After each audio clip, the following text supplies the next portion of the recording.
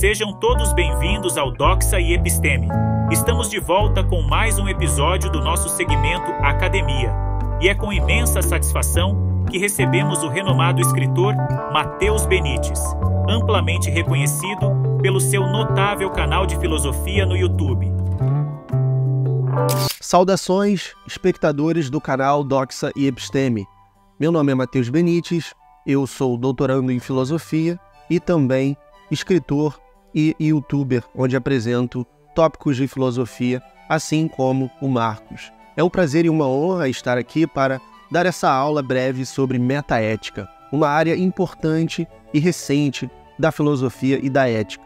Eu vou buscar, portanto, apresentar muito mais episteme, conhecimento, do que doxa, opinião. Então vamos lá. A metaética é uma área que surge a partir, sobretudo, da publicação desse livro aqui, Principia Ethica, Princípios Éticos, no latim, de G. Moore, George Edward Moore, um filósofo britânico muito importante para o começo da filosofia analítica, tal como Bertrand Russell, Wittgenstein, e ele busca que os autores que se debruçam sobre a ética investiguem o que é a bondade, porque na ética muitas vezes a gente vai buscar definir o que é uma boa conduta. Por exemplo, bom é o prazer, ou bom é aquilo que é desejado. E o Moore, ele vai ter uma intuição muito influenciada também por pensadores anteriores, como Sidgwick, que vai na contramão de muitos filósofos atuais, muitos filósofos modernos, que é a do naturalismo. É de reduzir propriedades morais a propriedades naturais, como se a psicologia, a biologia, os afetos pudessem explicar as nossas crenças éticas. Mas Moore vai dizer o contrário, ele vai dizer que bom não é uma propriedade que está presente na natureza, no sentido de qualquer coisa específica da natureza esgotá-la, explicá-la inteiramente. Certas condutas têm a propriedade de ser boas, ou a propriedade de serem más. Ok, mas isso não significa que algo ser bom é algo ser essa conduta. Então ele vai dizer que há uma falácia naturalista quando busca confundir esse objeto simples e indefinível de ordem não natural, que é o bom, com objetos complexos e naturais, que são esses objetos da vida empírica, psicológica, biológica, sociológica, aqui de todos os seres humanos. Então, nessa empreitada, o Moore ele vai dizer que a gente só tem acesso a intuições morais, a moralidade por via das intuições, ao contrário de outros pensadores metaéticos. Então você já deve ter tido uma ideia do que é a metaética. É a área da filosofia que não se pergunta sobre condutas éticas, qual é a conduta mais acertada, qual não é, mas sim a área da ética que busca definir o que é mesmo ser bom, do que ser uma conduta boa.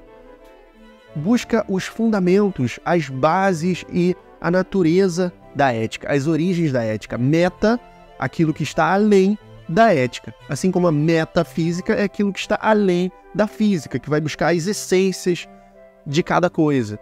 Então, com isso, Moore vai também abrir portas para muitos divergentes dele, vão discordar dessa sua obra, que está aqui disponível em português pela editora Ícone, como não só os naturalistas, que também são realistas morais como ele, mas que reduzem a moralidade a propriedades naturais. Há também aqueles que são antirrealistas, que acham que a ética ela não expressa nenhuma propriedade real. Então dizer que matar é errado, por exemplo, para o emotivismo do A.J. Ayer, expressa não mais do que uma atitude com relação a matar. Como se você falasse, matar, a gente não curte matar, não é bom. Mas isso não significa que existe uma propriedade boa, uma propriedade bom que matar não contém. Isso só significa uma atitude com relação a isso, um sentimento, Assim como fazer doações para caridade. Doações para caridades, a gente curte. É a teoria do Bu e do Ira, do emotivismo, que é um grande adversário do realismo moral que a gente estava falando. O prescritivismo do R.M. Hare vai determinar que a moral expressa tão somente imperativos, recomendações de como a gente pode agir, mas não diz respeito a propriedades reais, não naturais, como Moore desejava. Entretanto, quando você analisa argumentos, você vê que os realistas morais têm muito mais facilidade de explicar sua posição do que os não realistas morais, que também podem ser chamados de não cognitivistas, né? Também fazem parte, existe uma interseção entre esses dois grupos. Os realistas são cognitivistas, que acham que nós podemos conhecer a moral, e os não realistas, os antirrealistas, são não cognitivistas, de que nós não podemos conhecer, né? Porque para eles nem existe. Então, bom, um dos problemas mais clássicos é o problema conhecido como o problema Frege-Getty. Isso diz respeito a um artigo de 1965 do filósofo Peter Getty, que abordou como que no tipo de sentença conhecida como condicional, os emotivistas, expressivistas, prescritivistas têm muito mais dificuldade de explicar o que está acontecendo do que os realistas. Vou dar um exemplo. Eis uma premissa. Se mentir é errado, ensinar para o meu irmãozinho a mentir é errado. Premissa 2. Mentir é errado. Conclusão. Ensinar para o meu irmãozinho a mentir é errado. Ok, mas aí o realista moral, olha, tudo bem, tá tudo ok com esse argumento. Mas a vertente do emotivismo e dos outros antirrealistas vão ficar, mas o que está acontecendo aqui? Se dizer mentir é errado expressa tão somente um sentimento, uma atitude e não uma propriedade real, então como é que a gente dá conta do que está acontecendo nesse condicional? Se tal sentimento, ensinar o meu irmãozinho tal sentimento é errado, é um pouco estranho. Os antirrealistas não conseguem lidar muito bem com uma explicação da sua posição em face desse argumento, desse problema do Frege-Getty. Então, nas duas premissas em que aparece a expressão mentir é errado, a primeira num condicional, se mentir é errado, então ensinar o meu irmãozinho a mentir é errado, e a segunda, pura e simplesmente mentir é errado, veja que para os realistas ela parece tendo o mesmo significado, fazendo referência a uma propriedade real que existe. Mas para os antirrealistas, o que isso significa se é só sentimento? A segunda premissa, por exemplo, para os antirrealistas não é nem verdadeira nem falsa, porque é só um sentimento. Então eles têm muita dificuldade de lidar com esse problema, o que favorece muito os realistas no debate contemporâneo. Além disso, há também o clássico, voltando ao D. Moore, argumento da pergunta em aberta, que ele dirige agora aos seus rivais realistas, que são os naturalistas, que vão dizer que é possível reduzir o bom a uma propriedade natural. Bom, ele diz o seguinte: quando você reduz a uma propriedade natural, como por exemplo prazer, você falar prazer é bom seria o mesmo que falar que prazer é prazer. Mas quando as pessoas falam que prazer é bom, elas obviamente estão querendo dizer algo mais do que essa tautologia, que prazer é prazer. Isso a gente já sabe e não acrescenta em nada. Então é aí que entra a sagacidade do Moore. Veja, você não consegue explicar por quê? Porque o bom é indefinível. Você não consegue definir o bom para além de dizer que ele é bom. E ele passa todo o primeiro capítulo do Princípio à Ética explicando isso e explicando a falácia naturalista, que é confundir um objeto de ordem não natural como bom com um objeto de ordem natural, como aquilo que é desejado ou o prazer. O mesmo pode se aplicar para aquilo que é desejado. Bom é aquilo que é desejado.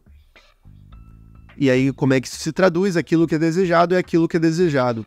Tá, mas e daí? Você não disse nada, não explicou melhor o que é bom, você só fez uma tautologia e não explicou o que a pessoa quer dizer quando ela fala isso. Portanto, conclui Moore, Os naturalistas são falaciosos e bom é uma propriedade não natural que a gente acessa por intuição. E às vezes nossas intuições falham. Filósofos que vêm dando continuidade a essa vertente do intuicionismo ético são o Michael Hilmer, tem um livro Ethical Intuitionism, eu entrevistei esse filósofo no meu canal do YouTube, assim como Robert Aldi, entre muitos outros. Bom, para concluir, eu gostaria de recomendar a vocês a ler o livro Princípio e a Ética, do Moore, assim como tem uma lista de livros que eu vou demonstrar aqui, que você pode se aprofundar. Infelizmente, hoje em dia, o debate sobre a metaética, a divulgação dessa área é muito restrita à academia, então tem poucos livros traduzidos em inglês, em português, quase nenhum. Então, eu deixo aqui também uma lista de recomendação em inglês, assim como, caso você queira se aprofundar comigo em um curso sobre ética e metaética, você pode conhecer o meu novo curso com esse título, disponível na plataforma Udemy, onde eu falo dos principais teóricos da ética, desde a tríade grega de Sócrates, Aristóteles e Platão, até os modernos, John Stuart Mill, Kant, Hume, Peter Singer, atualmente com a ética animal, e tem um segundo módulo só sobre metaética, olhando profundamente cada uma dessas versões, dessas abordagens sobre a origem e as bases da ética. Muito obrigado ao Marcos pela oportunidade, obrigado a você por assistir e obrigado por seu interesse na filosofia. Até a próxima. Pois bem, por hoje é só. Caso tenha gostado, dê aquele like maroto, assine o canal e compartilhe com os amigos. Um forte abraço e vitória sempre!